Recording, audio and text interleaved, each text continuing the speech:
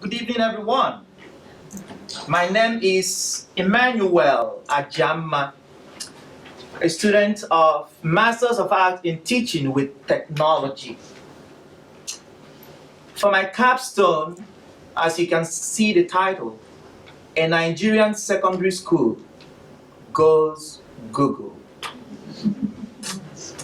I decided to do something that will directly impact on the lives of people who are miles, thousands of miles away from here. So I will tell you how it all went down.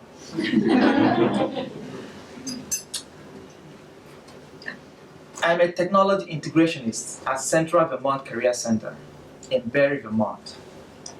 So basically what I do is to support teachers and students on the use of technology in schools. As you probably must have noticed from my accent, I was not born in Barre, Vermont. I was not even born in Vermont. I was not even born in the United States. So can you guess where I was born? That is true. So I grew up here in Nigeria. Nigeria is a country, most populous country in Africa actually, with diverse language and diverse culture, and divided from Muslim north and then Christian south. And I was born in this little city called Aba. Aba is in the southeast of Nigeria. And I had my education right there. And after I graduated, I went back and became an educator still. So I know the Nigerian school system very, very well. I was trained there and I worked there. So Nigerian school system can be roughly said to be like 1, the kindergarten, 1 year of kindergarten, 6 years of primary school, 6 years of secondary school, which is 3 years of junior secondary and 3 years of senior secondary. And of course, 4 years of post-secondary school, that is college or university. And you can go ahead and do post-graduate course. But this is the Nigerian school system, and I know this system very well because I have been there. I have served in different positions in the Nigerian school system as an administrator. So I know this system well. I know the issues and the problems facing Nigerian school system. And one of the major issues with Nigerian school system is they are still very far backward in using technology. So don't get me wrong, Nigeria has done a lot in improving technology. In fact, there are some schools in Nigeria that can compete with any school in the world in using technology. They are so advanced. In fact, one of the schools got a surprise visit from Mark Zuckerberg some time ago. So these kids, they do coding, they do programming. I mean, these are little kids in Nigeria. This school is in the south west of Nigeria, a city called Lagos. But don't fool yourself, this is not what the whole school in Nigeria looks like. It actually looks like this. Most schools in Nigeria actually looks like this. They still use pen and paper. They still have blackboard and chalk. In fact, some of these schools don't have a single computer device in those schools. Yes. But there is a third group. You know, when we talk about digital divide, what comes to mind is always the difference between those who have access to technology, access to digital divide, and those who have not. But there is a third group, and I call them the new digital divide. There are those who have access to technology, but they don't have the knowledge and the skill to use this technology to support learning in school. So even though they have the device, they don't use it. So I decided, here comes my capstone. That is what I will do. I will bring Google to this group. And that is what I did for my capstone. I brought Google Apps for Education to a school in Nigeria. We know what Google Apps for Education is. We use it right here. In fact, all of you use it in this school. So we know how it is so good in collaborating with among students and staff. This is a powerful tool. So that is what I did. I decided to start at Urbane Secondary School.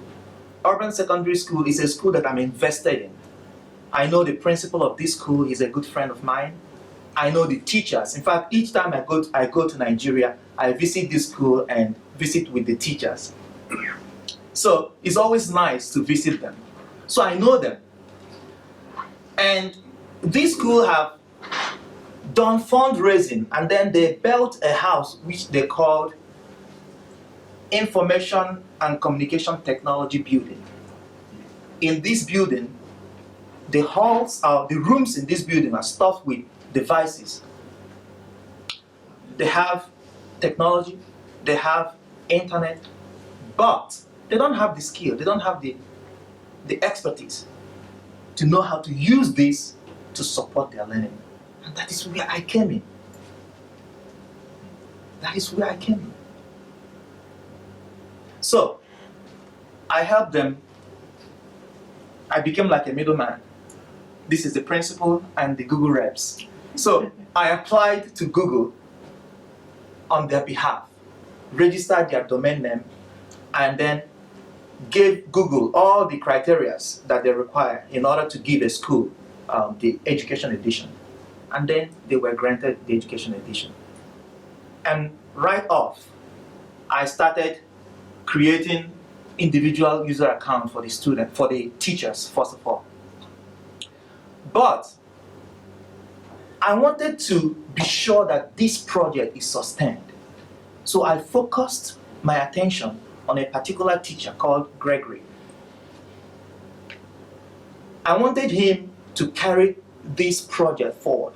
I don't want everything to depend on me, because when the teachers and the students start using Google Apps, they will have questions. They will need someone around who can answer those questions. So I focused my training on Gregory. And then I used Google Classroom for the training, because I wanted him to see how it works, so that when eventually he creates his own classroom, he will understand what his students are seeing, because he has been there as a student. So I used Google Classroom as a platform in our training. And then we collaboratively created a Google site. This is the start of the Google site, Google training site, and then this is the end. So I did this with him. This website will serve as a resource for beginners, because they are all beginners there. So they will come to this website to learn the basics of how to use Google Apps. And then in this website, I linked off other tutorials, the Google Learning Center, so that when they are very comfortable with the basics, they can then dig deeper into those resources. But as beginners, they will start with this website. And after some time, he was a little bit comfortable. He was excited and decided to give it a shot and train some other teachers. I created accounts for them, and they logged in, and he showed them how to log in. They did the first session just logging into their Google accounts. And then the second session, they created Google Docs and collaborated among themselves, just to see how it works, just to know how it works. So the project was going. And after some time, he decided, why don't I start immediately and, log in my students? So I created accounts for his students, and then he brought his students to the lab, and then they logged in. Some of these students have never ever sent an email in their lives. Some of these students have never even used technology, have never even used email. But now they can log in, now they can collaborate with each other. At least email, at least. So, my capstone was like a foundation, a solid foundation for this big project. It was like the first phase of the project. My intention, my hope is that all of the students and all of the teachers at Urbane Secondary School will get excited and will be using Google Apps for Education. They integrate it into their course curriculum. So that will be my long-term goal, and that will be the fruits of my capstone. And the way things are going now, we are heading towards that because the students and the teachers in particular are all excited about this tool. So, as I wrap up my capstone, the journey begins for them. The journey of using technology in their classroom. The journey of integrating more technology in their classroom begins. So my capstone ends where their own journey begins. So moving forward for me, thanks to Caleb, I was able to find links to Google Grants. So my aim is the work I did for my capstone, I will use that and apply for this grant for Google.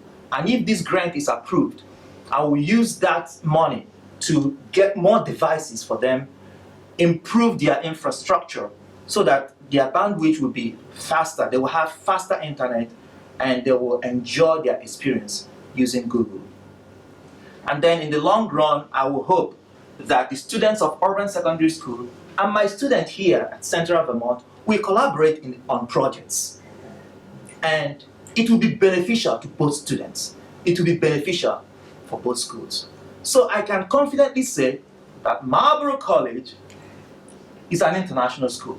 Because the work we do here at Marlborough, this is one of them, the work we do here at Marlborough directly impacts the lives of people halfway around the world.